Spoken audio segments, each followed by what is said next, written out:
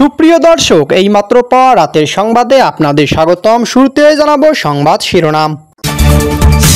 শুরুতে জানিয়ে দেব ঢাকায় জাতিসংঘের অফিস স্থাপনের প্রতিবাদ বেগম রোকেয়া বিশ্ববিদ্যালয় শিক্ষার্থীদের।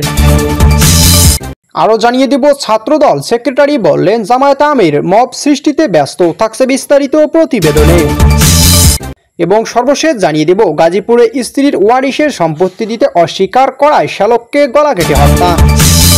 সুপ্রিয় দর্শক, এতক্ষণ শুনছিলেন সংবাদ শিরোনাম, এবারে বিস্তারিত প্রতিবেদনে। এবার ঢাকায় জাতিসংঘের অফিস স্থাপনের প্রতিবাদ বেগম রোকেয়া বিশ্ববিদ্যালয় শিক্ষার্থীদের।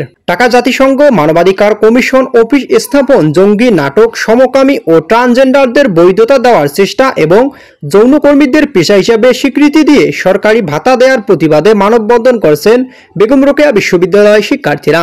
আজ শুক্রবার জুমা নামাজের পর বিশ্ববিদ্যালয়ের প্রধান ফটকের সামনে মুসলিম স্টুডেন্টস মুভমেন্ট নামে একটি সংগঠন ব্যানারে মানববন্ধনের অংশ নেয় শিক্ষার্থীরা।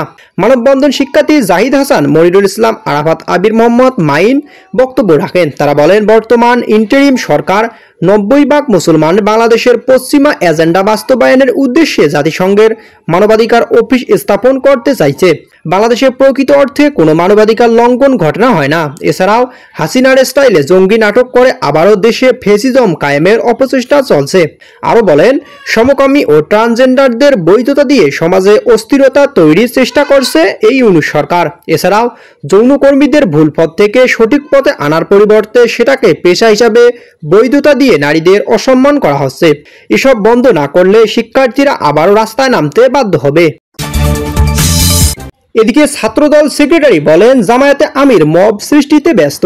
জামায়াতে ইসলামের আমির ডক্টর মোহাম্মদ শফিকুর রহমানকে মব সৃষ্টিতে ব্যস্ত বলে অভিযোগ করেছেন জাতীয়বাদী ছাত্রদল সাধারণ সম্পাদক নাসির উদ্দিন নাসির। তিনি বলেন, জামায়াতে আমির মাঠ গরম রাখার চেষ্টায় থাকলেও বিএনপির ভারপ্রাপ্ত চেয়ারম্যান তারেক রহমানের নির্দেশে ছাত্রদল দুর্ঘটনার আহতদের পাশে দাঁড়াচ্ছে।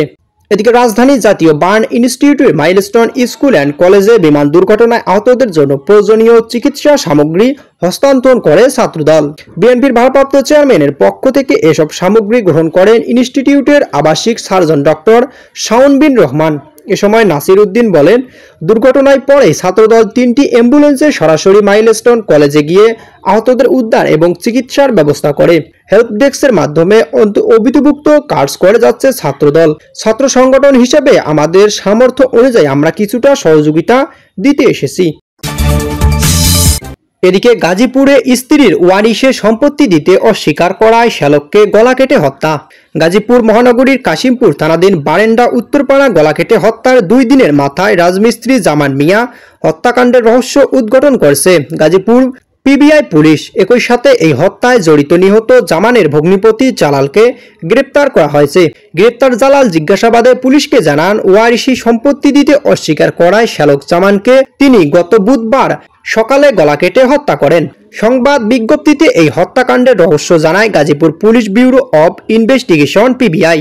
মামলায় তদন্তকারী কর্মকর্তা সঞ্জিত বিশ্বাস জানান, আসামি জালাল 4টি এনজিও থেকে নেওয়া 5 লাখ টাকা ঋণ পরিশোধের চাপে ছিলেন। এই ঋণ পরিশোধের জন্য স্ত্রী বাবার ওয়ারিশের সম্পত্তির দিকে তার নজর পড়ে। শ্যালক জামানকে তিনি স্ত্রীর সম্পত্তি ভাগ দিতে চাপ দেন, কিন্তু জামান বোনকে সম্পত্তি দিতে অস্বীকার করেন। এতে কথা কাটাকাটির এক পর্যায়ে বটি দা দিয়ে পেছন দিক থেকে টান দিয়ে জামানের গলা কেটে ফেলেন। এতে ঘটনাস্থলেই জামান মারা গেলে জালাল পালিয়ে যান। এ ঘটনায় নিহত জামানের স্ত্রী জাকিয়া খাতুন গত বৃহস্পতিবার কাশিমপুর থানা মামলায় করেন। মামলাটি পিবিআই তফসিলভুক্ত হওয়ার এক আবেদনের প্রেক্ষিতে অত্র মামলাটি পিবিআই গাজীপুর জেলা অংশগ্রহণ করেন। Additional inspector general PBI Mohammad Mostafa Kamal তত্ত্বাবধানে গাজীপুরের PBI police super Mohammad Abul Kalam আজাদের দিক নির্দেশনায় মামলাটি উপপরিদর্শক সঞ্জিত বিশ্বাসে তদন্ত করেন।